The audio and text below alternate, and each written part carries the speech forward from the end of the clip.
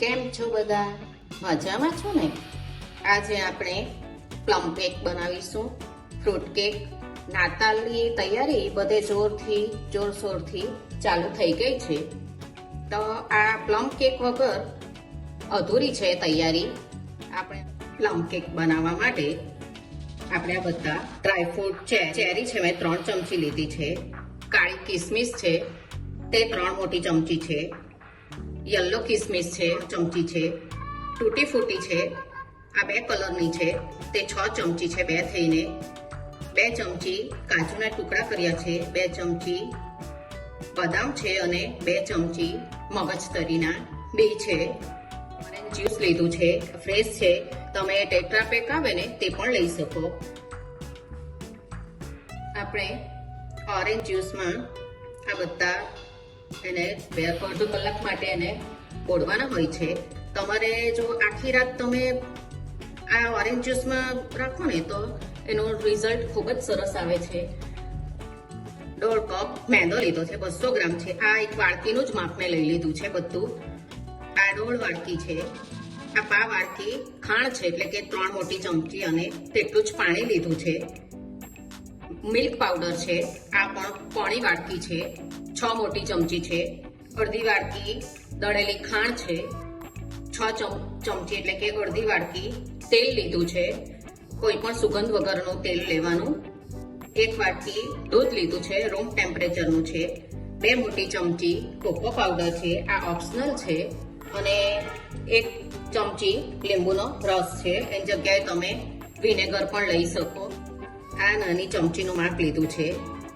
1/2 ચમચી મીઠું છે, 1/2 ચમચી ખાવાનો સોડા છે અને 1.5 ચમચી બેકિંગ પાવડર છે. તજનો પાવડર છે 1/2 ચમચી.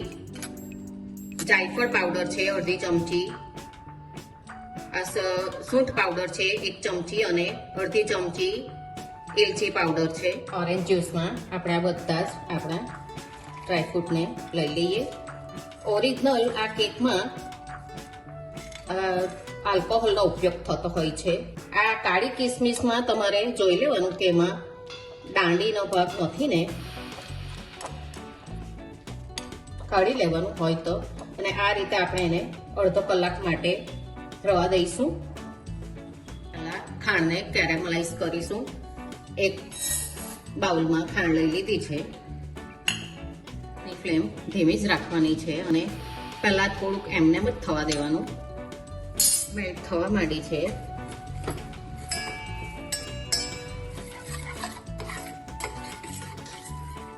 બધી ખાંડ મેલ્ટ થઈ જાય પછી આપણે અંદર પાણી લેવાનું છે. આપણી બધી ખાંડ મેલ્ટ થઈ ગઈ છે. ગેસ બંધ કરી દઈએ અને પાણી છે તે લઈ લઈએ. આ રીતનું પહેલા દેખાશે તમને, બરાબર થઈ જશે.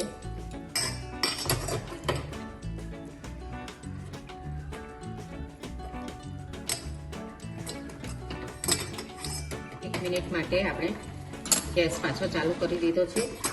આપણું આ જે કઠ્ઠો હતો ને તે એકદમ બરાબર અંદર મિક્સ થઈ જાય.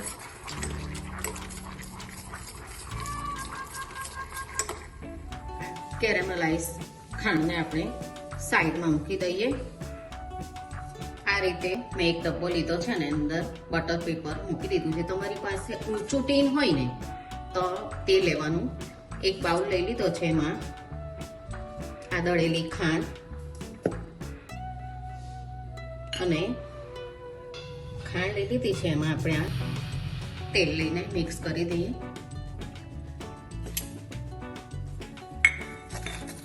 એકદમ બરાબર તેલ અને ખાંડને મિક્સ કરી લેવાની. આપણે તો આ રીતનું ક્રીમ જેવું થવું જોઈએ. એમાં દૂધ લઈ લઈએ.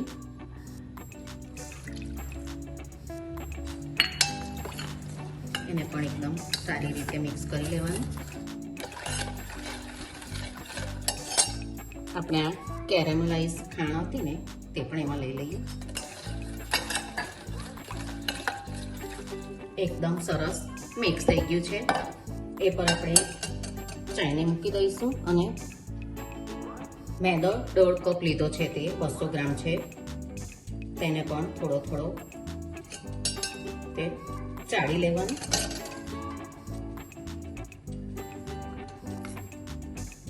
આપણે મેદોને ચાળી લીધો છે. મિલ્ક પાવડર, કોકો પાવડર અને મીઠું છે તે લઈ લઈએ, અડધી ચમચી. અને આ બધા સ્પાઇસીસ આ વિન્ટરમાં બને છે નાતાલની, એટલે આ બધા કરતાં અલગ જ હોય છે કેક. એમાં સ્પાઇસી બધા ઉમેરાતા હોય છે, એનો ટેસ્ટ પણ અલગ જ હોય છે.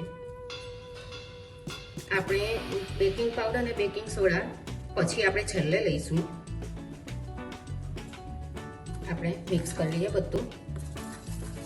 અને થિકનેસ આપણા ડ્રાય ફ્રૂટ ને ફ્રૂટ આવે ને એટલે થોડું જાડું જ રાખવાનું બેટર એનું, એકદમ પતલું નથી કરવાનું.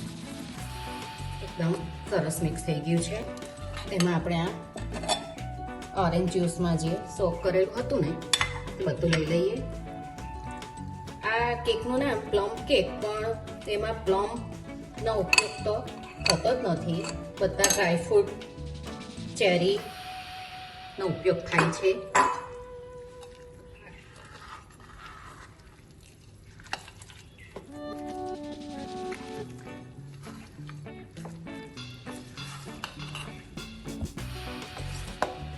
એકદમ બધું સરસ મિક્સ થઈ ગયું છે.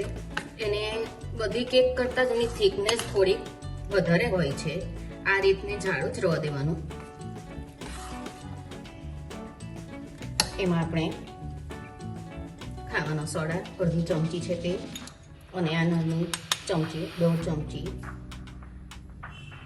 બેકિંગ પાવડર, અને આ લીંબુનો રસ છે.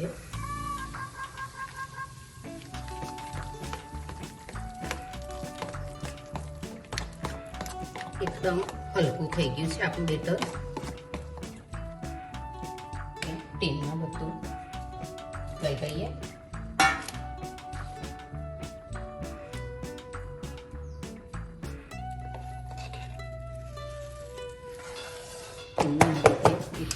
થપાવી લેવાનું. અને આજે આપણે કાજુ, બદામને લઈ લઈએ બધું.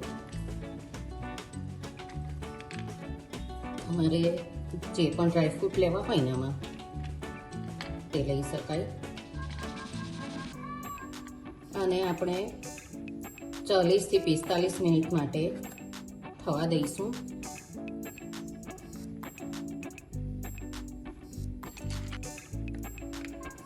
કાળી કિસમિસ આમાં જરૂર લેવાની તમારે,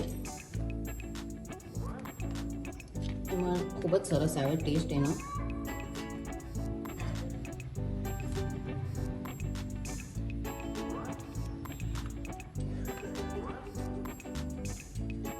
એને આપણે મૂકી દઈએ.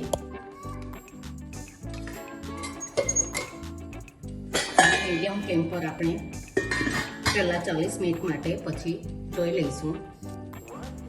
45 મિનિટ થઈ ગઈ. ગેસ બંધ કરી દીધો છે. જો છે ને એકદમ જ સરસ આપણે ફૂલી ગઈ છે. જોઈ લઈએ. જો એકદમ ચોખ્ખો છે આપણો ચક્કુ. આપણે ઠંડી થાય પછી કાઢીશું. કે ઠંડી થઈ ગઈ છે, હવે એને આપણે કાઢી લઈશું.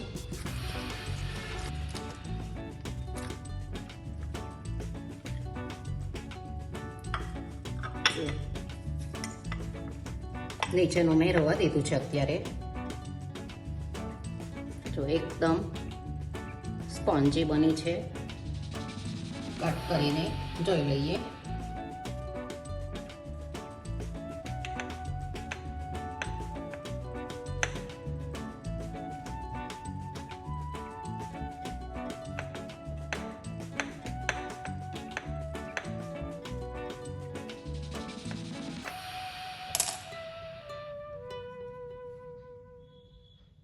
જો એકદમ સોફ્ટ બની છે આપણી કેક.